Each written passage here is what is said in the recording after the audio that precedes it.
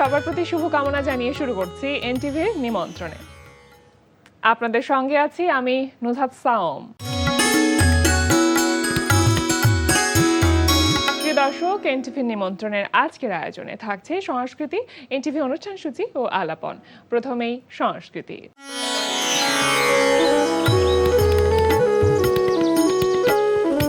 জুলাই গণ অভ্যুত্থানে আত্মত্যাগী জীবন ও জুলাই স্মরণে শাহবাগ জাতীয় জাদুঘরে অনুষ্ঠিত হচ্ছে ফটো সাংবাদিক জীবন আহমেদের আলোকচিত্র প্রদর্শনী ফিরে দেখা জুলাই। প্রদর্শনী চলবে 31 জুলাই পর্যন্ত। আলিয়াস প্রসেসের লা গ্যালারিতে অনুষ্ঠিত হচ্ছে সমসাময়িক 7 জন শিল্পীর দলীয় শিল্পকর্ম প্রদর্শনী সার্চ সোল সয়েল। প্রতিদিন বিকেল 3টা থেকে রাত 8টা এই সময় প্রদর্শনী চলবে 28 জুলাই পর্যন্ত। এবার এনটিভি অনুষ্ঠান সূচি। এবার জানিয়ে দিচ্ছে এনটিভির আজ রাতের বিশেষ বিশেষ অনুষ্ঠানগুলির সময়সূচি। সন্ধ্যা 6টা 35 সরাসরি সম্প্রচার হবে সমসাময়িক বিষয় নিয়ে অনুষ্ঠান সংলাপ প্রতিদিন। রাত 8টা 20 থাকছে মুসাফির রনির পরিচালনায় ধারাবাহিক নাটক ঘরে বাইরে।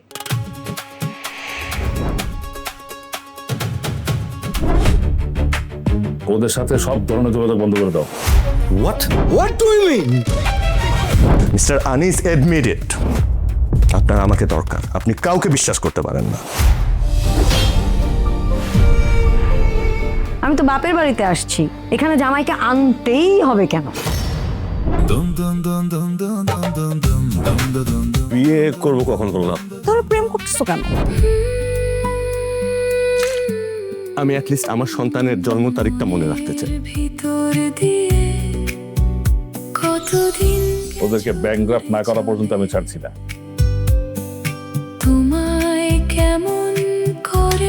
কোম্পানির অবস্থা কিন্তু খুব একটা ভালো না। বলো কেমন করে ঘরে বাইরে। রাত 9টায় থাকছে অনুষ্ঠান স্যান্ডেলিনা গ্ল্যামার ওয়ার্ল্ড। রাত 9টা 30 থাকছে শামস করিমের পরিচালনায় ধারাবাহিক নাটক 7 কিলো 1 গ্রাম। তোমার মতো মাটির মানুষ এই গ্রামে কি আর একটাও আছে? হ্যাঁ, কিরে আছে? নাই বুঝছি আলিছি কি কারিনার লেগে বাকি নিবে রয়েছিস তাই না রে বাবুল? অসুবিধা নাই। কি চিন্তা করতেছেন ভাই? এত চিন্তা করার কিছু নাই। 50,000 টাকা গুইনা নগদ দিমু। এই সুযোগ কিন্তু সীমিত সময়ের জন্য কই দিলাম ভাই, হাতছাড়া করলেই শেষ। 1 2 3 4 থাক ওইছে। রাত 11টা 30 সরাসরি সম্প্রচার হবে টক শো এই সময়।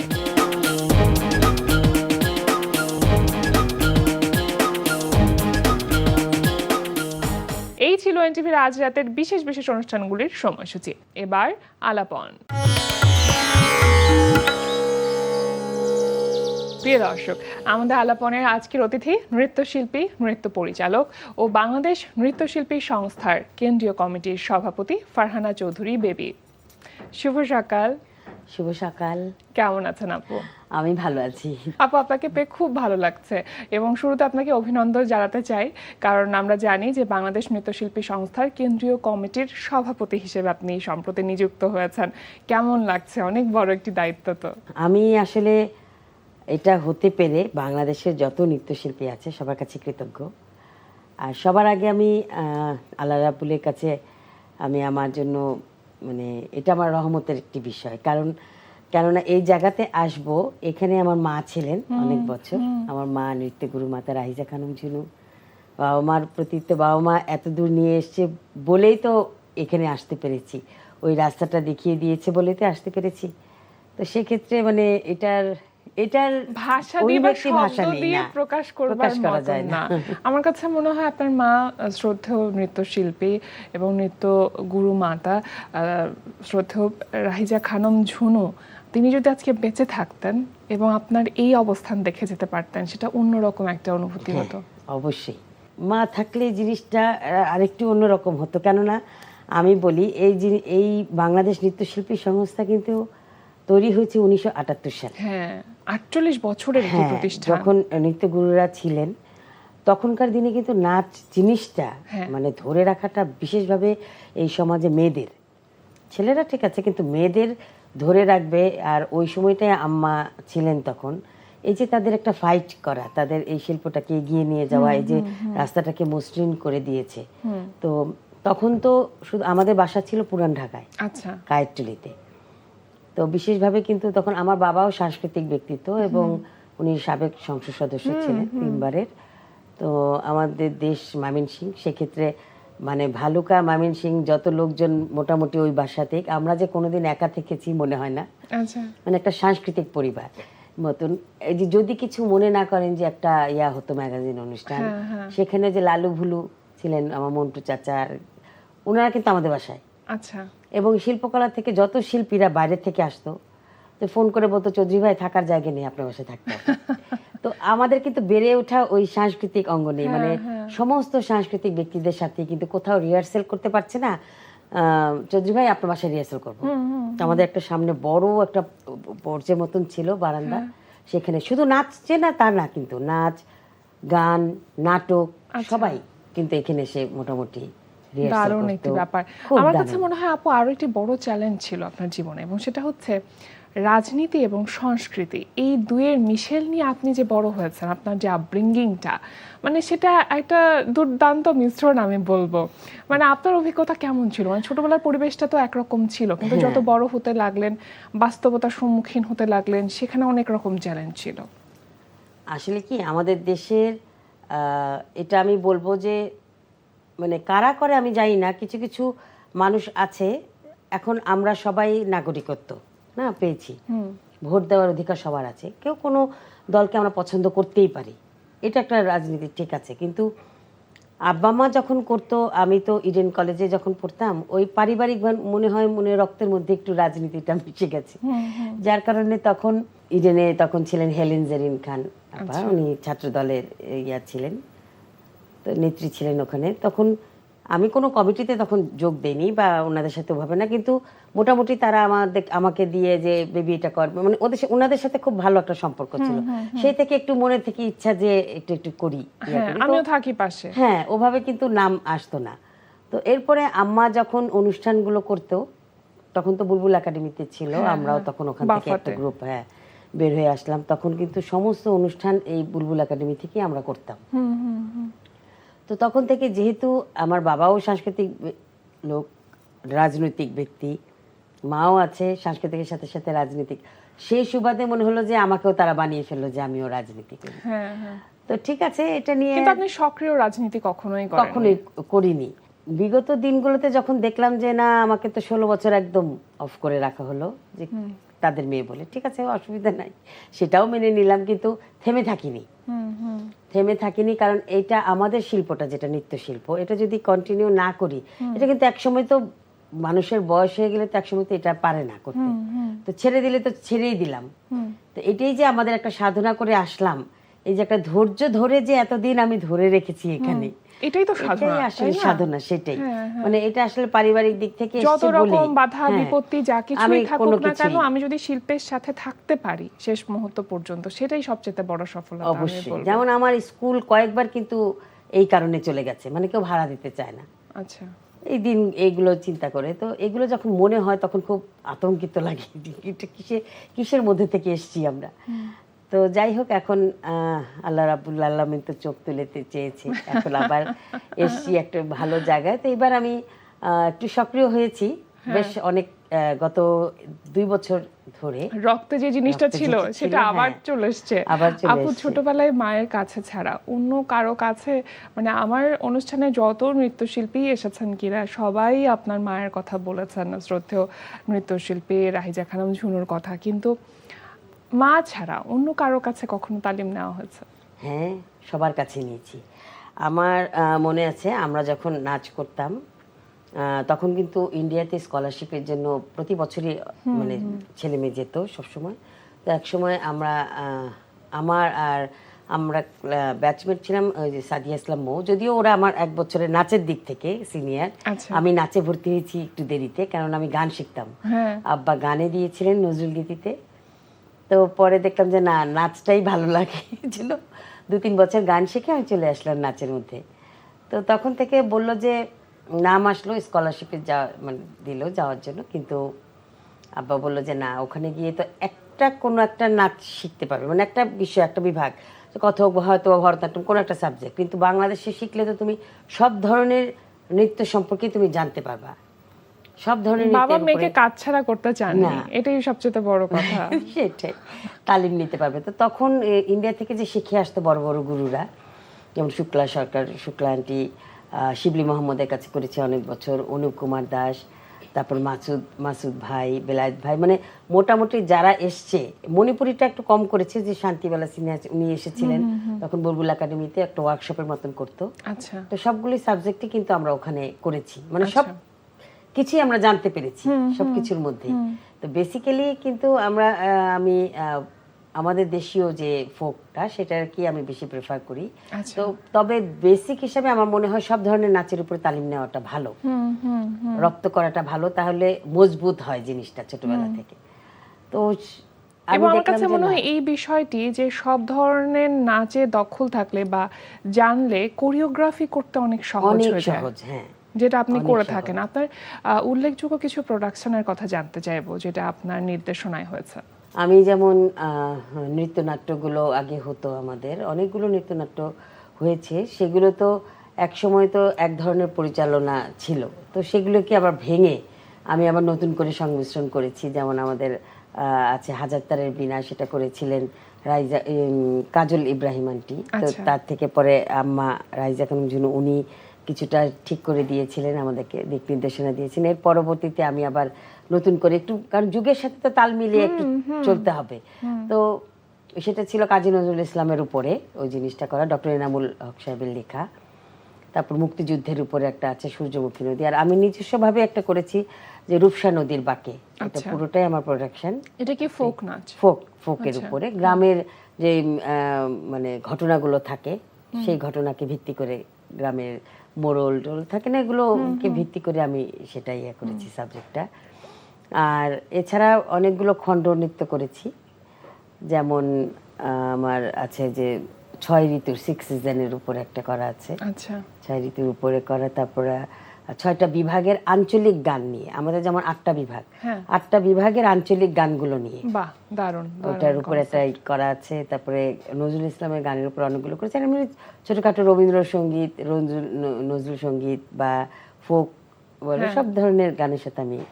আচ্ছা, নিজে নাচ শেখা এক ব্যাপার, নিজে নাচ করা একরকম, আরটা হচ্ছে নাচ শেখানো। এটা আমার কাছে মনে হয় সবচেয়ে বেশি কঠিন কাজ। এই কাজটা আপনি কিভাবে করে থাকেন? কত বছর ধরে নাচ শেখাচ্ছেন? আমার প্রথম চাকরি জীবনে ঢুকি আমি 1997-এ। আচ্ছা, প্রথমেই বুলবুল একাডেমিতেই ঢুকি আমি, সেখান থেকে পাশ করে 91-তে পাশ করেছি, 97-তে ঢুকেছি। তো ভালো লাগে, কারণ যা শিখেছি, আমরা যেটা শিখেছি সেই ধরনের ইয়াটাই তো আমরা দেই তাদেরকে, শেখানোর চেষ্টা করেন। কিন্তু কষ্ট লাগে যে যখন ছোট থেকে বড় করি, তারপরে এই ছেলে মেয়েগুলো মানে অন্য জায়গায় দৌড়াদৌড়ি শুরু করে দেয়। তোমরা যাও, শিখবে তো অবশ্যই, আমরা শিখেছি না অনেক গুরুদের কাছে, যার হাতে তোমরা হাতে তৈরি হলে তাদের কাছ থেকে একটু পারমিশন নিয়ে যাওয়াটা বেটার। আমি অভিভাবকদেরকেও বলি যে যাবেন অবশ্যই, নতুনত্ব শেখাবে, সেটাই ভালো, কিন্তু আমাদের স্কুলেও তো অনেক টিচাররা আছে যারা নতুন নতুন নাচগুলো করাচ্ছে, সেখানেও তো করানো যায়, শেখানো যায়। তারপরে আবার আছে এখন পড়াশোনার একটা চাপ, এখন তো আরো ভয়াবহ, মানে স্থিরতাটা কম। কোচিং, এই যে কোচিং জিনিসটা, বাচ্চারা তো টায়ার্ড হয়ে যায় স্কুল শেষ করে। আর আমরা যেমন একটা টিচারের কাছে বা 2টা কি 3টা টিচারের কাছে সব সাবজেক্ট পড়েছি, এখন তো এক একটা টিচারের কাছে এক একটা সাবজেক্টের জন্য দৌড়াতে হচ্ছে। তাহলে এই কালচার সাইডটা তারা কখন করবে, এই সাংস্কৃতিক এইটার সময়টা কখন দেবে? কোনো সময় নেই তাদের। আগে যেমন আমরা ছুটির দিনটা, স্কুলের ছুটির দিনে শুধু আমাদের এগুলোতে নিয়ে ব্যস্ত থাকতাম, খেলাধুলা করতাম, যার যেটাতে পছন্দ সেটাতে আমরা ভর্তি হয়ে, আমরা যে শুধু নাচ করেছি তা তো না, আমরা অনেক কিছুতে সাথে শিখেছি। কিন্তু আজকাল দেখি যে বাচ্চারা কেমন যেন মানে অস্থির কোনো কিছুতে, বাচ্চাদের থেকে অস্থির হচ্ছে অভিভাবকরা। আমাকে যেমন বলে যে আমরা কি করবো আপা, আমাদের তো অর্ধেক সময় কেটে যায় রিক্সায়, আচ্ছা, আসা যাওয়া, এটাই। হ্যাঁ, এই জন্যই আপু, এই যে মায়ের কাছ থেকে নাচের শিক্ষা, কিন্তু মা যেভাবে নাচ শেখাতেন ওই ব্যাপারটা আপনার মধ্যে এসেছে কিনা কোনোভাবে? চেষ্টা করেছি নেওয়ার জন্য, কিন্তু অতটা পারিনি। এখন আর আম্মার মতন ওরকম ধৈর্য ধরে, মানে আম্মা যেমন মানে সবার সামনে বলে দিত যে এই ও হচ্ছে না, পিছনে দাও পিছনে দাও, আগে শিখে আসুক তারপরে সামনে লাইনে আসুক। হ্যাঁ, এখন দেখা যায় যে না, কষ্ট লাগে কেমন যেন, মানে বাচ্চারা এত কষ্ট করে আসে, ওদেরকে যে এই নাচ করতেছে এইটাতে আমার কাছে মনে হয় যে না, তাও করুক, তাও করুক, যাই নাচুক তাও করুক, কিন্তু যে সেটা ভিতরে ধারণ করুক। আমি যেমন সবাইকে বলি যে তোমরা একটা দিনও যদি রিহার্সালে আসো, সেটা প্রপার টাইমে আসো। আচ্ছা। আমিও টাইম অনেক সময় মেনটেন করতে পারি না, কিন্তু আসো, এসে নাচটা কিন্তু ভিতরে নাও। আগে আমরা যেমন করতাম, আম্মা যেটা শিখিয়েছে, সবার আগে হচ্ছে নাচের গানটা মুখস্থ করো, কারণ আমরা তো আর এটা মুখে বলে তো করি না, আমাদেরকে এক্সপ্রেশন মুদ্রা দিয়ে, তো আমাদেরকে গানটা যদি আমরা মেমোরিতে না রাখি, তাহলে এক্সপ্রেশনটা হ্যাঁ আসবে না। তো কোন লাইনের পরে কি আসতেছে সেটা বোঝাবো কিভাবে? তো এটাই আমি বলি সবাইকে যে আগে তোমরা গানটা মুখস্থ করে নিবে, করে নিয়ে, এবং যখন শেখাবো তখন এটার পরে আরেকটা কি ফিগার আসবে সেটা আগে থেকে চিন্তা করে রাখবে। এক্সপ্রেশনের জন্য আগে থেকে প্রিপারেশনটা নিয়ে রাখতে হবে। চিন্তা করে যে আমাকে এই ফিগারটার পরে এই ফিগারটা ধরতে হবে, এটা আমাকে শিখিয়েছে, এটা করতে হবে। আচ্ছা আপু, একটা সময় ছিল মানে যে সময় আপনারা নাচ শিখেছেন, যে আমরা দেখতাম যে ছোটবেলা থেকে একজন নৃত্যশিল্পীর যাত্রা শুরু হয়। এখন আমরা অনেক সময় দেখছি যে অনেকেই আছেন যে বড় হয়ে নাচ শিখছেন। তো এই ব্যাপারটাকে আসলে কিভাবে দেখেন? এটা কি আমরা ইতিবাচক হিসেবে দেখতে পারি? না, কেন পারবো না, অবশ্যই পারবো। এখন ছোটবেলায় হয়নি, তার মধ্যে এটা শেখার একটা জাগ্রত আছে। তবে ছোটবেলা থেকে শিখলে হয় কি, সেই জিনিসটা কিন্তু মেমোরিতে থেকে যায়। বড় হয়ে যখন শিখবে তখন কিন্তু আগে যেটা ইয়াটা থাকবে সেই জিনিসটা তো আসাটা সম্ভব না। তবে এখন দেখছি যে অনেকে করতে চায়, এটার সাথে থাকতে চায়, কারণ নাচটা যে শুধু নাচ তা তো না, এটা কিন্তু একটা এক্সারসাইজ। অনেকে আছে ছোটবেলায় নাচ শিখতে পারেনি, তার হয়তো অনেক শখের জায়গা ছিল, সে হয়তো বড় হয়ে নাচ শিখছে, কিন্তু নৃত্যশিল্পী হয়ে ওঠা, কিন্তু নৃত্যশিল্পীর দিকটা কিন্তু আলাদা, এটাকে কিন্তু অন্য চোখে দেখতেই হবে। কারণ এটাকে কিন্তু একটা সাধনার জায়গা, একটা চর্চার জায়গা, মেধা সবকিছু মিলিয়ে। আর আমরা যে শুধু নাচ করে গেছি তা কিন্তু না, এটা কিন্তু এটার সাথে কিন্তু একটা লেখাপড়ারও একটা শিক্ষাগত ব্যাপার, একটা শিক্ষারও কিন্তু ব্যাপার আছে। যেমন আমরা কিন্তু প্রতিটা বছরে কিন্তু আমাদের পরীক্ষা দিতে হতো যে নাচটা কোত্থেকে আসছে বা নাচটা কি, নাচটা সম্পর্কে জানো, নাচটার সাথে কি কি সম্পৃক্ততা আছে, নাচ সবকিছু আদি ইতিহাস কিন্তু আমাদেরকে জানতে হচ্ছে। আর এখন আগে তো বাংলাদেশে যেমন এটা চিন্তাই করা যেত না যে একটা ইউনিভার্সিটি হবে নাচের উপরে বা ইয়ে। এখন কি সুন্দর 3টা ইউনিভার্সিটি এখন আমাদের বাংলাদেশে, একটা ঢাকা বিশ্ববিদ্যালয়, একটা শান্তমরিয়ম ক্রিয়েটিভ ইউনিভার্সিটি, আরেকটা হচ্ছে রবীন্দ্র সৃজন কলা কেন্দ্র। তো এখন তো সব নৃত্যশিল্পীরা কিন্তু শিক্ষিত হচ্ছে, পড়াশোনার সুযোগটা পাচ্ছে। কারণ অনেকেই তো বাইরে গিয়ে বা অন্য জায়গায় গিয়ে করার ওই ইয়েটা রাখতে পারে না, সুযোগটাও পাচ্ছে না। আবার এটার পেছনে একটু আর্থিক জিনিসটাও আছে, বিষয়টা আছে, সেটাও হয়তো বা করতে পারছে না। কেননা তুমি চিন্তা করে দেখো, সব শিল্পর বড় শিল্প কিন্তু এই নৃত্যশিল্প। কারণ এইটার মধ্যে যত ধরনের এক্সপ্রেশন, যত ধরনের আঙ্গিকতা, যত ধরনের অভিনয় বা জানা আছে, সবকিছুই কিন্তু শিখলে অন্য কিছু অভিনয় বলো বা গান বলো সবকিছু সহজ হয়ে যায় তখন। তো আর এই শিল্পটাই কিন্তু সব থেকে ব্যয়বহুল আসলে, যার কারণে আমরা কিন্তু আপু আমরা তো অনেক নৃত্যশিল্পীকেই দেখেছি যারা মেইন স্ট্রিমে কাজ করেছে। আমি বলতে চাই যে অভিনয় বা মডেলিং এই সব কিছুতে কাজ করেছে, আপনি সেটা কখনো করেননি কেন? আসলে আমার বাবা দেয়নি। আপনি কি চেয়েছিলেন? আমার ইচ্ছা ছিল, কিন্তু বাবা বলছে নাচ শিখছো, নাচই করো, এটার উপরে একটার উপরেই ইয়ে দাও। তো আমরা 2 বোন ছিলাম, তো আমার বড় বোন কিন্তু আরো বেশি সুন্দরী ছিল, খুব সুন্দরী ছিল এবং তুখোর নাচ করতো। তো আল্লাহ ওকে মনে হয় বেশি পছন্দ করতো, এই জন্য ওর মানে খুব অল্প বয়সের মধ্যে, মানে 25 বছর বয়সের মধ্যে ও সব কিছু কমপ্লিট করে গেছে। আপু, যে বাংলাদেশ নৃত্যশিল্পী সংস্থার কেন্দ্রীয় কমিটির সভাপতি হিসেবে আপনি নিযুক্ত হলেন, এখন এই সংস্থাটা নিয়ে আপনার পরিকল্পনা কি ছোট্ট করে যদি বলতে চান? পরিকল্পনা তো এখন অনেক বেশি বড়, কারণ আমাদের ব্যাপ্তিটা অনেক বড়। আগে যেমন 78 সালে তৈরি হয়েছে, সেখান থেকে আস্তে আস্তে সব নৃত্যগুরুরা তো এটাকে নিয়ে এসছে সামনের দিকে, এবং বাংলাদেশে এখন আমাদের প্রায় 53টা জেলায় কমিটি আছে। তো লাস্ট ইয়ার পর্যন্ত তো এই প্রথম আমাদের কিন্তু কোনোদিন কোনো ইলেকশন হয়নি। আচ্ছা, সবসময় কিন্তু সিলেকশন হতো, 2টো প্যানেল পড়তো, ওখানেই বসে বার্ষিক সম্মেলনে যেটা হতো, সারা বাংলাদেশ থেকে কাউন্সিলররা আসতো, মানে সব জেলার 2জন করে ভোট দেওয়ার ইয়ে থাকে, সভাপতি এবং সাধারণ সম্পাদক।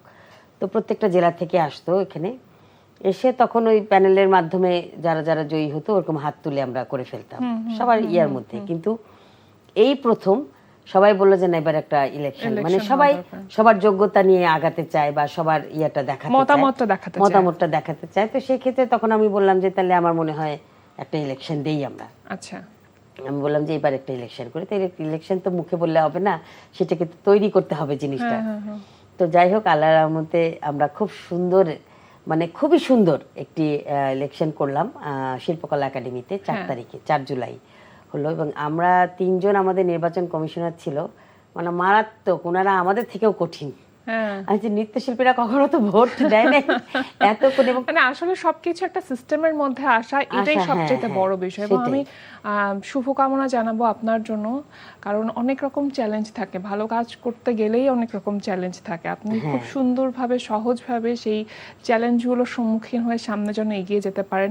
নৃত্যশিল্পীদের অবস্থান এবং নৃত্যশিল্পীর অবস্থানটা যেন আরো ভালো হয়। খুব বড় কিছু চাওয়া নাই, আমরা করি এই শিল্পটাকে এগিয়ে নিয়ে যাচ্ছি, সেটা কিন্তু আমাদের মানে একদম অন্তর থেকে, মানে কেউ কিন্তু টাকা পয়সার বিচারটা এখানে আমরা করি না। সেটাই, এই অন্তরের ভালোবাসা দিয়েই নৃত্যশিল্পীরা এগিয়ে যাক, সেই প্রত্যাশা করছে আজকে আমাদের আয়োজনে আসবার জন্য। আপু, আপনাকে অসংখ্য ধন্যবাদ।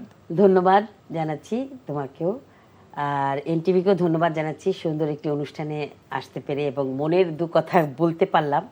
তো নৃত্যশিল্পীরা আসলে চায়, এখন তো অনেকগুলো চ্যানেল হয়েছে, এনটিভি কিন্তু সবসময় নৃত্যশিল্পী অনেক বড় বড় প্রোডাকশন করেছে। তো আমরা চাইবো যে এনটিভি যেন আবার শুরু করে, অত বড় না হলেও যেন এই শিল্পটাকে বাঁচিয়ে রাখার জন্য একটু সুন্দর সুন্দর অনুষ্ঠান কয়েকটা রেগুলার যেটা হয়ে থাকে বিটিভিতে, সেরকম যেন সবগুলো চ্যানেলেও যদি হয় তাহলে ভালো হয়। তবে এনটিভি করে তো সবসময়, এই জন্য এনটিভির কাছে আমাদের একটি অনুরোধ, এটা যেন তারা আবার শুরু করে। অবশ্যই আপু, খুব ভালো থাকবেন। প্রিয় দর্শক, আমরা চলে এসেছি অনুষ্ঠানের শেষ প্রান্তে। অনুষ্ঠান সম্পর্কে আপনার মতামত জানাতে মেইল করুন ntvnimontrone@ntvbd.com। বিশ্বের যে কোনো প্রান্ত থেকে যে কোনো সময় এনটিভি নিমন্ত্রণে দেখতে ভিজিট করুন আমাদের পূর্ণাঙ্গ ওয়েব পোর্টাল www.ntvbd.com। এছাড়া এনটিভি সব জনপ্রিয় অনুষ্ঠান ও খবরের আপডেট পেতে ভিজিট করুন আমাদের ইউটিউব চ্যানেল ও ভেরিফাইড ফেসবুক পেজে। সবার মঙ্গল কামনায় আজকের মতো এখানেই শেষ করছি। সবাই ভালো থাকুন, সুস্থ থাকুন, সুন্দর হোক আপনার প্রতিটি মুহূর্ত।